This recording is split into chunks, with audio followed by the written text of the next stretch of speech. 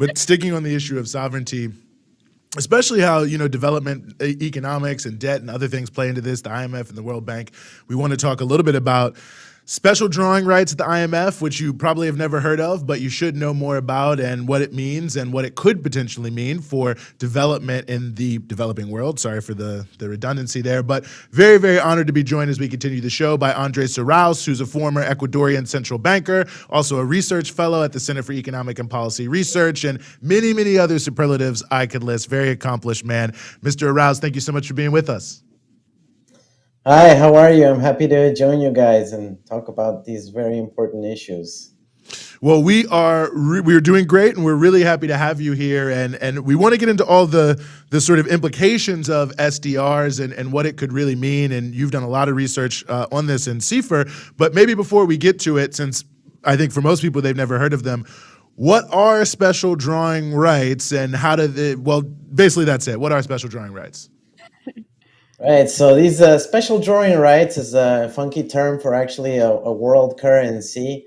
It's a combination of the euro, the dollar, the pound sterling, the yen, and the yuan, and it combines into a synthetic world currency that's actually created politically out of thin air every once in a while. Most recently, it's been created every once we have major crises, after the 2008 great financial crisis. Also, most recently, after the pandemic happened. But the SDRs have actually been around since the late 60s, when the US dropped the gold standard, and the gold window was closed by President Richard Nixon, which guaranteed that any country in the world could exchange their dollars for gold. Nixon said no more. Then the world, they met at the IMF and they said, we need something that replaces gold. So we're going to have this new paper gold, is what they used to call it, 40, 50 years ago. And this paper gold is what the SDRs are. So it's this international global money that can be created out of thin air from political agreement by the different countries. And it's actually then distributed or allocated, which is the term that's commonly used, to every country in the world that's an IMF member, right? And this is actually money that comes without debt. It's just like giving you paper gold. So it's very little known, and it's distributed to every country, and that's why I research it, because it's at the core of how money actually works. And after this issuance happened a couple of years ago, many people, including the IMF chief, has said, you know what? We actually don't have a scarcity of money. If we really need to, we can issue more of these SDRs, and then we could finance, the fight against hunger, against poverty, against the climate change, and so on. So it really does shake some of the foundations of how money works. So it is really fascinating, but of course we know that much of the mechanisms that exist throughout the institutions like the IMF, when it comes to global South countries, are meant to keep countries in perpetual debt. So I guess the question becomes, how realistic is it that this could be something that is used for real? What are the obstacles? Because at the end of the day, isn't like the actual institution of the IMF itself and who runs it one of the biggest obstacles to having a debt-free solution like this? Absolutely. Yeah. I mean, I'm a total IMF skeptic if you've seen my work. But the SDRs are actually a sort of an appendix to the main IMF institution. It has its own accounting, its own balance sheet, and it was created, like I said, in the late 60s, sort of as a response of the rest of the world to the hegemonic US dollar system. So actually the SDRs bit are the perhaps only good thing the IMF has, because when a country receives SDRs, it is not incurring in a loan with conditionality. It doesn't have to comply with austerity conditions, or lay off a bunch of the public sector and get people to lose their jobs and so on. It does not imply any of those conditionalities. It is actually debt-free money that is allocated as a right of every member country. That's why it's so special. That's why it has broad support from the global South, developing countries. And that's exactly why, we've had some initiatives by the most powerful countries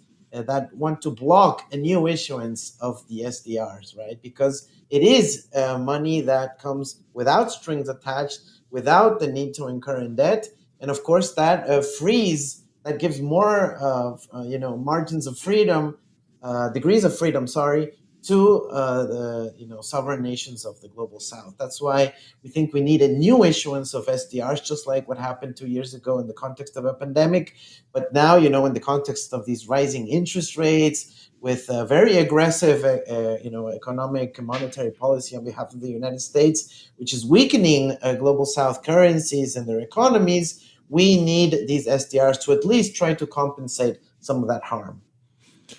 I think that's such a good point. And, as more came out during the pandemic about SDRs, a chorus really started rising, and you all at CIFA were really helping lead this about, rich countries reallocating their SDRs to developing countries. And I know that there was some, then kind of big announcements. There was kind of a flurry of people to say, we're going to redistribute X amount. What do we know about that process, in terms of what was pledged versus what's really been done, and what that reflects about, where we are and what we need in the next issuance of SDRs? Right. So we have to start with the point of how much is given to each country, right? And the unfortunate part is that 2/3 of all the SDRs that are created goes to the richest countries that don't even need them because they already have hard currencies, right? So we're saying, okay, for example, Sub-Saharan Africa only gets 3.5% out of all the SDRs that are created when they need them the most. So, there's this obvious sort of reflection that says, okay, the rich countries need to give some of the SDRs to the African countries that need them the most in the context of the pandemic, that don't have hard currency, that have, implications in terms of their economies that have been weakened because of northern countries' policies and so on. But, here come the rich countries and they say, sure, we're going to recycle or rechannel the SDRs, but as loans. We're going to lend them again to the poorer countries of the South, African countries and so on. And for example, we have at CIPRA have put out some research that says, hey, really, there are better ways of reallocating them. They should be donations. They should be transfers. They should be, basically debt relief instead of, incurring in more debt. So we've seen that after these grand announcements by the rich countries, they haven't even put $1, one SDR yet into the coffers of the poorer countries, not even as loans. So it is the worst of worlds right now. And that's why even if the initial distribution is unfair, it still helps a lot the developing countries. That's why we need a new issuance. Mm-hmm. I'm curious if there is a different level of enthusiasm for this from different countries. For example, US versus, let's say, China, in their positions on something like SDRs. Well, the SDRs have been a really key point for China before the SDR basket, which is how the value of one SDR is calculated, which, by the way, you can find in the currency unit XDR. Sounds cooler. And it's about $1.3 for each SDR. But in the basket, in the SDR basket, it was only 4 currencies that were there before 2016. And during the Obama government, the Obama administration, he was able to negotiate with the Chinese. And while the US kept its veto power at the IMF, Obama conceded that as part of the SDR basket, he would include the Chinese currency, right? The renminbi. And that's important because now that internationalizes the Chinese currency. It's almost considered a hard currency now internationally. And of course, that's important for the Chinese. So yeah, the Chinese always are in favor of new issuances of SDRs because it also indirectly promotes their own currency. Unfortunately, the United States has vetoed in the past new issuances of SDRs. They try to sort of block this from happening because they don't agree with the power dynamics that follow, right? with the fact that, with debt, they can keep countries sort of in order, right? They discipline the countries with this debt austerity combination. But with SDRs, countries have a little bit more freedom on how to spend their money, and they usually do it spending in infrastructure, productive sector, or in the case of the pandemic, in health. I'm glad you mentioned that, and I was hoping maybe you could give us some examples of that, because this really is not theoretical. We have seen countries put these SDRs to very good use over the past couple of years. Absolutely, yeah. I mean, the SDRs have been extremely helpful. I mean, you gotta compare to the situation of the rich countries first. The rich countries, European countries, US, and so on, they could just print some more money like they did during the pandemic, infinite amounts of money. Literally, they have an agreement to print infinite amounts of money with a swap arrangement between Europe and the United States. And that's a privilege that's not available to African countries or Latin American countries. So when we got the SDRs, and I'm talking from the perspective of the South, it was our first sort of, free money kind of thing that we had in the context of the pandemic. And of course, the countries used the SDRs for very, very wholesome purposes, buying vaccines, buying health equipment, using some of that money to directly give that to people in the context of the economic recession that happened during the pandemic. And some even use them, like Senegal, to invest in their own vaccine productive capacities so that they could make their own vaccines and so forth.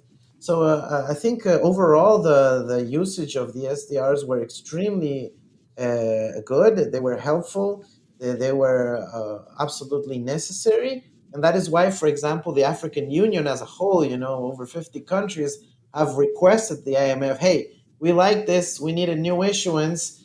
Sure, we can get some loans or whatever, but we need some SDRs again, so that we can use them not just as a relief in the context of a major crisis, but to try to convert it into a development instrument, right?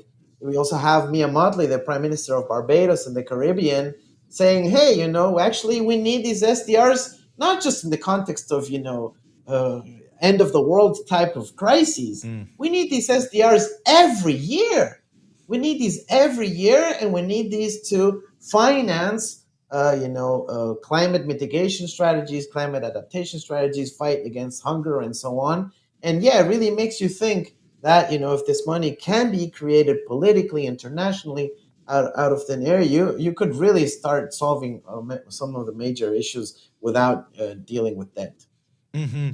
I mean, it really is amazing, and perhaps that's why it's not that well known, given the possibilities are so huge. But like I said, I mean, you yourself and some other folks at CFR I know are following this closely, doing a lot of research. Where can people find some of the work that you have had the opportunity to do on SDRs? Well, everybody can look up our research at cper.net, and also a Twitter handle, cperdc. There's all that information about SDRs. We've been working with a huge coalition of partners around the world, trying to see how they work first, what these are. They're very opaque. They've been hid from public exposure. If you talk to academic economists, that are pro, very good and knowledgeable, they have no idea that these things exist. And, if you talk to government officials, like I have been doing for the past 2 years, being like, hey, did you know you got, several $100 million worth of these SDRs? And they're like, what, really? And then they find out that it's at their central bank. And they say, hey, but I need them for the health ministry that's asking for money, in urgency. And so we really have to do a lot of work in promoting knowledge about the SDR. So yeah, look it up at the Center for Economic and Policy Research website, cper.net. Well, Andrés Arauz, I appreciate you ringing the bell on this and bringing it to my attention at the very least. And thank you again so much for giving us some of your time here on the Freedom Side. Thank you, guys. Bye-bye.